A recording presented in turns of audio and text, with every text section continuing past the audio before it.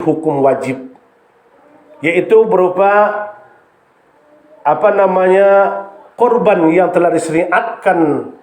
Awal pertamanya diceritakan dalam Al-Quran ini yang diawali oleh anaknya Nabi Adam sebagai nenek moyang kita, yaitu anak beliau yang bernama Khabil dan Habil. Maka inilah dalam Quran ini yang telah diceritakan oleh Allah Subhanahu wa taala. Setelah itu disambung lagi, disyariatkan oleh syariatnya Nabi Ibrahim terhadap anak beliau, yaitu Nabi Ismail alaihissalam. Kaum muslimin yang berbahagia yang dirahmati oleh Allah Subhanahu wa taala. Maka dalam Al-Quran ini Allah menerangkan tak kala di semasa itu keduanya diperintahkan oleh Allah Subhanahu wa taala untuk melaksanakan, yaitu korban atas perintah Allah. Iz qurba qurbanan fatukubbila min ahadihima.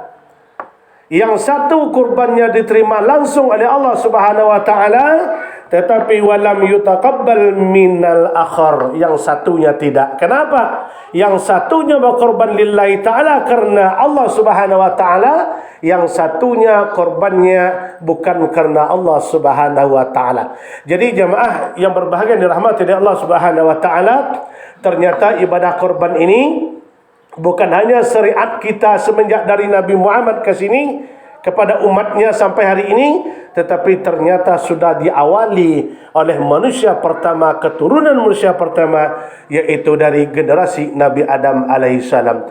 Kaum muslimin yang berbahagia yang dirahmati oleh Allah Subhanahu wa taala, maka sampai hari ini, sampai kesempatan ini, maka sangat dianjurkan, walaupun memang hukumnya sunat muakkad, ya, hukum di sini terdapat dalam menurut mazhab Syafi'i adalah hukumnya sunat muakkad, tetapi jemaah yang berbahagia yang dirahmati oleh Allah Subhanahu wa taala, salah satu keabdalannya, salah satu keistimewaannya ibadah korban yang kita lakukan, yang kita idam-idamkan sekali dalam satu tahun itu adalah salah satu keistimewaannya adalah untuk mendekatkan diri kepada Allah Subhanahu wa taala.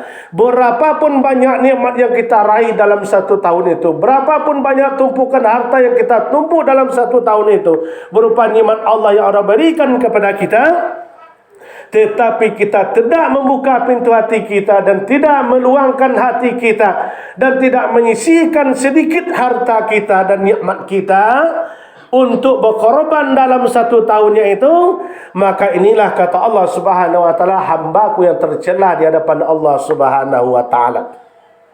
Sebab kenapa hadis sahih banyak sekali yang menceritakan. Salah satu terdapat hadisnya riwayat oleh yang diriwayatkan oleh Imam At-Tirmizi, kata beliau, man wajada sa'atun falam yudha'i fala yuqrabanna musallana. Kata beliau, siapapun mereka, statusnya apapun mereka, di saat itu mereka mempunyai lebih, ya, nikmat dari Allah Subhanahu wa taala, kelebihan rezeki mereka, tapi mereka tidak membuka pintu hatinya untuk berkorban di jalan Allah Subhanahu wa taala. Maka kata Nabi, fala yaqrabanna musallana, jangan sekali-kali mereka menghampiri musallaku untuk beribadah. Kaum muslimin berbahagia yang dirahmati oleh Allah Subhanahu wa taala, kalau kita telusuri ayat ini atau hadis ini secara detail, memang hukumnya sunat muakkad kurban ini, tetapi ya sangat dianjurkan. Kenapa? Karena ibadah kurban ini jamaah adalah ibadah sosial yang paling tinggi. Seandainya karena kita kaya, karena kita punya uang, mungkin berlebih rezeki, bulan ini atau bulan depan, bulan kemarin atau bulan-bulan sebelumnya, kita potong kambing, kita potong sapi contohnya, karena kita punya rezeki, lalu kita bagi-bagi sama orang lain. Alhamdulillah, insyaAllah itu dapat pahala di sisi Allah. Tetapi kalau seandainya di bulan Zulhijjah ini, ya, kita memotong kambing, memotong sapi contohnya, pahalanya lebih berlipat-lipat daripada kita memotong selain daripada bulan-bulan Zulhijjah ini. Maka dikategorikan oleh ulama ibadah korban ini adalah ibadah sosial yang sangat tinggi sekali nilainya di hadapan Allah Subhanahu wa taala. Kaum muslimin berbahagia dirahmati oleh Allah Subhanahu wa taala. Terus hukumnya, kadangkala kita beralasan ya rezeki ada sedikit, tapi kemauan sebagian keluarga itu maunya berkorban itu satu keluarga sekaligus, padahal belum mampu. Ada dia di rumah itu contohnya 7 satu keluarga, atau 8 bahkan sampai 9 dan 10. Ya, dia tidak mau kalau tidak langsung sekaligus. Tapi karena uang nggak ada, tunggu, bahkan nanti ya meninggal. Korbannya belum jadi. Terus bagaimana solusinya? Di sini ada solusinya menurut agama kita, jamaah. Mungkin sebagian kita merasa asing kedengaran.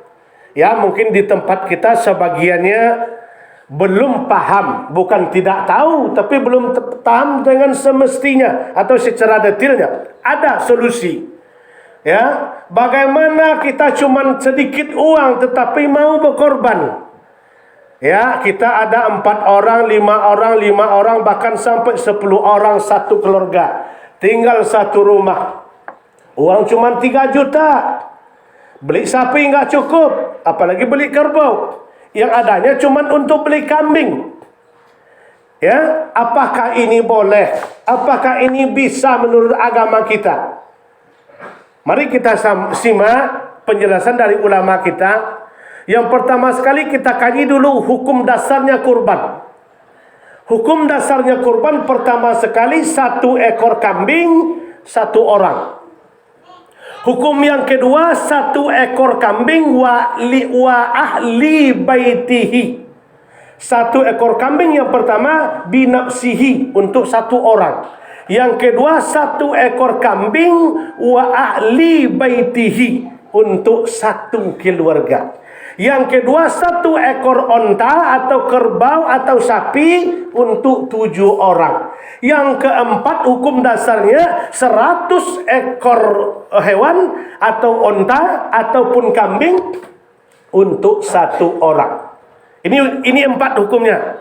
Yang tidak ada dalam hukum ini 1 kampung, 1 RT, 1 jorong, 1 komunitas atau 1 sekolahan, ya. Itu sekian banyak ratusan atau puluhan dan 1 ekor kambing walaupun 1 ekor onta, ini tidak ada dasarnya. Tetapi 1 ekor kambing cuman mampunya itu, uang cuman 3 juta, ya, dapat beli kambing untuk tahun ini. Beli kambing, kita sembelih kambingnya jamaah pada tanggal 10 nanti Zulhijjah. Maka kita potong kambingnya 1, kita niatkan untuk 1 keluarga. Berapa banyak 1 keluarga kita? Ada 6 orang, ada 7 orang.